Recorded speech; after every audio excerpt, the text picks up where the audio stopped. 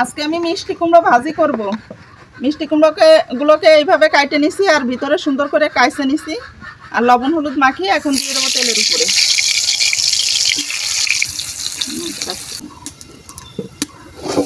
এইভাবে ঢাইকে ঢাইকে হালকা আঁচে ভাজি করতে হবে আর উল্টোই পাল্টাই দিতে হবে। উল্টোই পাল্টাই সুন্দর এইভাবে ভাজে নিতে হবে। আর এর ভিতরে এখন একটুখানি পেঁয়াজ মরিচ দেবো, একটুখানি হলুদ দিলে কালারটা সুন্দর আসবে। যখন এরকম ভাজা ভাজা হয়ে আসবে তখন এই যে আমি মিষ্টি কুমড়োগুলো দিয়ে দেবো। আর মিষ্টি কুমড়োগুলো ভাজার সময় অবশ্যই হালকা আঁচে দিয়ে ভাজবেন, নইলে কিন্তু উপর দিয়ে পুড়ে যাবে কিন্তু ভিতরে সিদ্ধ হবে না। দেখেন এই যে কুমড়োগুলো একদম পুরো নরম হয়ে গেছে। যে কোনো ভাজাভাজি করতে গেলে হালকা আঁচে ভাজতে হয়। আমার শাশুড়ি বলে যে ধাওয়া চালে খই আর মিঠেন চালে পিঠে।